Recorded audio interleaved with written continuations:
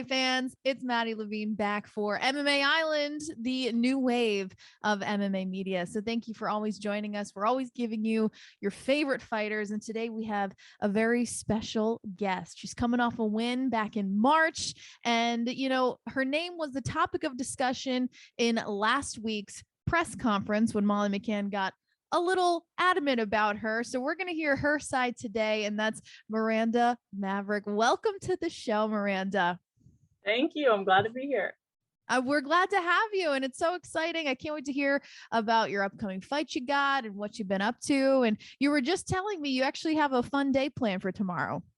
Yeah, so even though it's in the middle of my fight camp, I have this one weekend where I'm coming out to Durham, North Carolina, and I'm actually commentating for some professional jiu-jitsu matches. I used to compete for them. I'll probably continue competing for them in the future, aside from commentating, based here in North Carolina when I was living out here in Virginia. Do you think you'll ever switch over to maybe some MMA commentary? I have. I do a lot of different ones. So I commentate for Sparta Fight League up in Colorado. I've commentated for, I'm trying to remember, Rocket Combat. That was like a one-time thing. Commentated for a few different jiu-jitsu promotions, trying to get into more MMA ones, but it seems like these bigger promotions already kind of have their commentary team picked out, right? So trying to find one that I can stick with that's close enough to where I can train and still fight actively and do it for them. And it's all about just getting your name out there. You know, you're young in the game. Who knows? It's nice to have a plan. Yep. But before we get into all of your fight stuff, I believe you have a teammate with a very big day coming up, Haley Cowan. She's going to be making her walk to the cage for Dana White Contender Series on August 16th. Looks like you were one of her main sparring partners. So how do you feel about her chances of landing a contract? I feel great. Just to be clear, I don't train with her down in Texas, but she is starting to come up to Denver now for her fight camps, which I'm really excited about. We're both southpaws, which is really cool. And I feel like I'm a shorter version of how she's built, right? Like she's the elongated muscles and I'm the more like short and sturdy muscles. I think she'll do great. She's very athletic. I like her as a person, so I'll always hope that she does great, but super athletic, has a lot of talent, a lot of potential, and I think she'll fit in well with the 135-pound division. They already don't have many girls. I don't really see a way that she's not going to get in the UFC after this fight. And it's the week before mine, so I won't be able to focus on it too much. I hope I can watch it instead of, paying attention to my own fight at the time or cutting weight or whatever else I'm doing. But I'm really excited for her. Yeah, maybe we'll catch it on the replay so you can stay nice and focused, So Molly McCann getting very animated in her post-fight conference when a reporter asked about you calling her out recently. Basically, the PG version was wherever you want it, you can have it. So let's set the record straight on how you felt about that statement. I thought it was amusing more than anything. I got to see the full thing, which was basically him saying, Miranda and these other fighters have called you out in the past. What do you think of that? And he didn't even get to finish his sentence before she interrupted with drunk banter, basically. And we only got the clear-cut version of it, and that's the part that was released wide stream, was just those few words. But there was a longer stream of basically you couldn't even tell what she was saying, and then she said that. But I thought it was really funny because most people I knew heard the clip, but they didn't know that she had even said my name. They had to listen to it after I was like, no, go back and listen. She's talking about me. And they were like, oh my goodness. So I kind of thought about a reply that wasn't too crass, of course, but was also just enough to kind of get mouths going and get her attention, which was when I was like, my top game is quite a bit too, and just went from there. I've asked her to fight in the past, never got a response to that, and then see her fight Hannah Goldie instead kind of irked me, just because Hannah Goldie, not to say she's a bum in fighting, but she's a 115er and she had lost 3 of her last 4. She's not even a natural 125er, and in her hometown. I feel like the UFC is just feeding her and trying to get her hype train going really high, and I don't think she deserves it. I mean, she's been in the UFC for quite a while, and nobody even hardly knew her name until Paddy came onto the scene. Fair enough. And while that potential fight, who knows, is exciting, are you still just as fired up about UFC 278 against Shanna Young? Absolutely. I mean, there may not be as much of a media backing to it, but I'm focused on that fight. I'm ready to go in there, make a wave with a really dominant performance, and also sign a new contract after that. So this fight kind of is hanging on a lot of stuff. So I'm super focused on it, ready to go in there and just demolish Shanna. I like Shanna all right too. We fought in the past. She's a prior opponent of mine.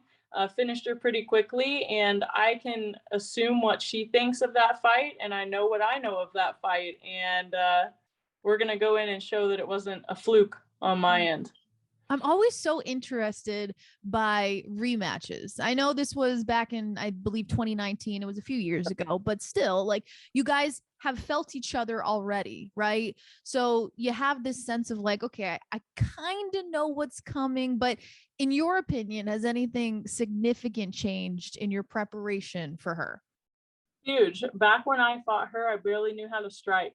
Like, I joke about it, but it's true. Like, if anybody goes and watches from the time I started in Invicta to now, like when I started in the UFC, everybody was saying how I was a striker and had no grappling, right? Because nobody ever watches old fights when they should, if they want to get a well-rounded view of someone. Where in reality, in Invicta, all I ever did was take people down and submit them. I barely even punched at all until that 3 fights in one night tournament. Right. And when Shanna and I went to throw a body kick at the same time she threw a punch, and I fell. I didn't get knocked out or anything like that. But the crowd, of course, was like, whoa. And I'm sure in her mind, she's like, I caught her and I would have capitalized on it. She got lucky and got me taken down. But as she was running forward to capitalize on me falling, I took her down and submitted her.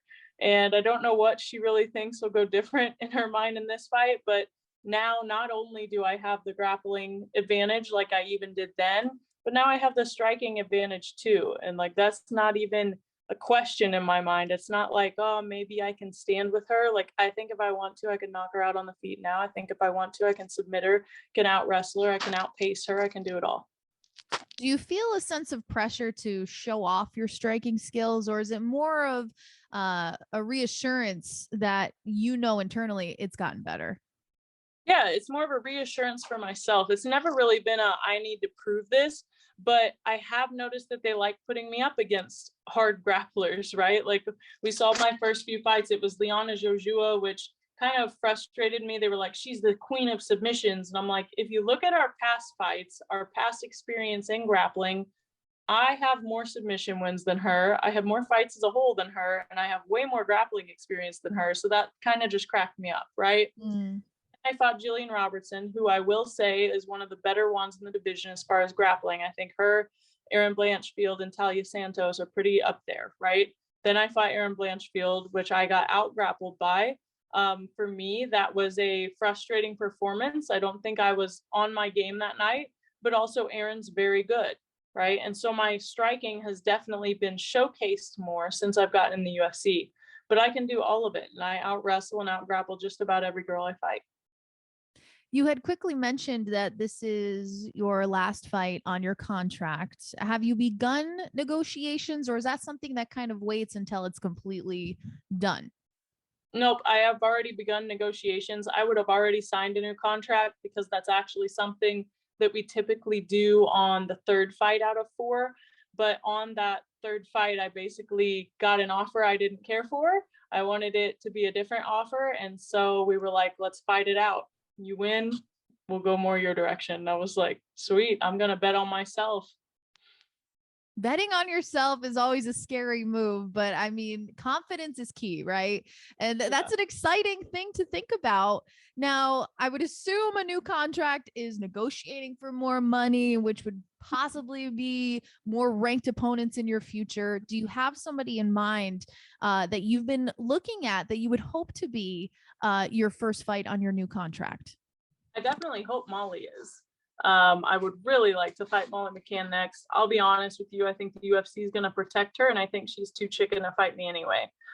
She already basically had me as an opponent opportunity in the past. after she won via the first spinning elbow, I called her out and said respectfully that I wanted to fight her. I think it'd be a barn burner of a fight. Never got a reply from that. Never heard anything. Next thing I know, Hannah Goldie is her opponent, not me. And I was like, all right, fine. So I'm doing it again. And if I don't have her, I'm ready for just about anybody in the division. I'll definitely go through and get a little bit more specific when my fight time comes closer. But right now I'm focused on the fight ahead with Shanna. It's important to stay focused on what's right in front of us first, but it is exciting to think about the future. Now you've had 5 fights in the UFC cage with a 6th on the way. What has been one of the biggest lessons that you've learned while you continue to grow in this sport?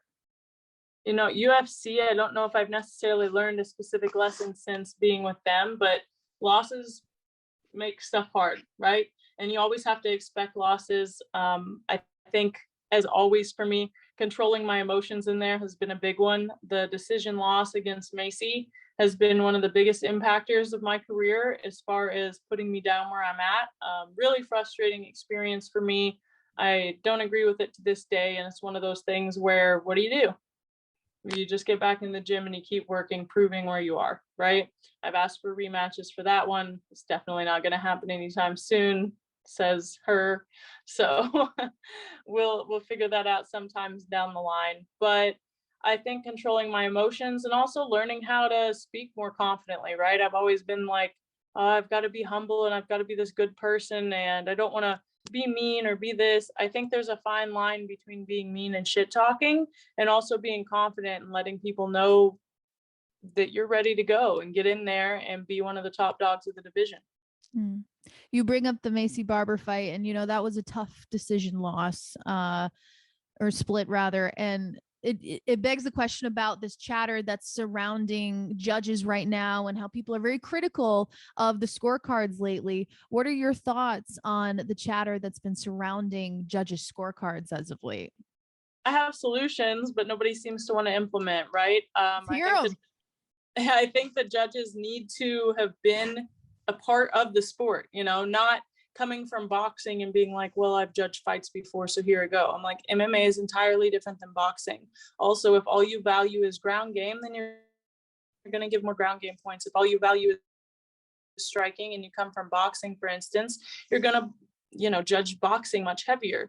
And some of these refs, I have no idea what they're looking at. I don't even know if they know that the same person is the same person, right? Or if they're like, oh, I got confused on who was wearing which fight shorts. I don't know. I'm just going to write down a number because there's no consequences for me.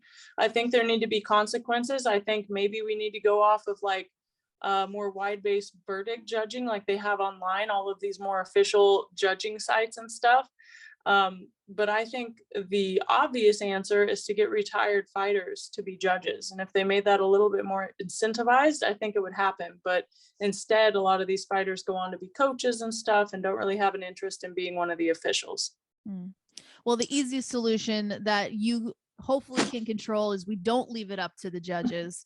And what are some of your plans to make sure that you get your hand raised at UFC 278? Like I said, I feel like I'm dominant in every way, especially against Shanna. I think my striking is going to really surprise her because I think she might have it in her mind that I got lucky and she can dominate me on the feet. Definitely won't be the case this time around. And I think if I want to take it to the ground and it gets there, she's not getting back up. Well, before your big moment, there is a very big fight card this weekend. We got UFC 277. Lot of amazing fights. I'd love to hear your thoughts on the main event. Who you got for Pena versus Nunes? I've got Nunes. I think it was one of those things where she was almost tired of winning kind of thing. Like she didn't even look like she was really trying in her last fight. I don't think it was a fall like people want to say. I think it was more of just a loss of motivation, right? And I think she's gained that anew. Not only was she the coach of one of my teammates on Tough, Claire Guthrie, but she also has been her main sparring partner this whole camp and throughout her training has been Garrett Armfield, which is like one of my best friends from the time that we trained together as teenagers. And he's been training with her in this camp. He actually made his UFC debut about 2 or 3 weeks ago. And so he's not only in her corner, but has been her main beat up partner for the last few months, right? So I'm rooting for Nunes. I hope she does good. I think there's not going to be a question. Honestly, I think she's going to come in there and put on a dominant performance. What is one of the fights you're most looking forward to this weekend? I mean, because We also got Lewis, who is always putting on a show. So is there one that you're looking forward to the most? I think it's still the girls one, right? I think it's Yeah. still like one. I mainly pay attention to the females anyway, within the flyweight division specifically. Like for instance, the UK card, it was really early in the day. Or wait, was that the one with Lauren? That was the one with Lauren. I can't remember what time it was, but I watched the Molly fight and that was it. And I didn't watch any of the others just because I was so focused on that one, trying to keep an eye on the other girls. But I will be watching the card this weekend. I'm really excited to kind of get in on that after this commentating job tomorrow. Yeah, that's so cool. The balancing of I'm either in the cage or I'm commentating. So have a great weekend. And we certainly look forward to seeing you at UFC 278. Thank you very much. And guys, if you want to, go check me out on Instagram at Fear the Maverick. And I also have a new Patreon account where I'm sharing techniques. You can see behind the scenes when I'm getting ready for my fight and stuff like that. So it's patreon.com/Fear the Maverick.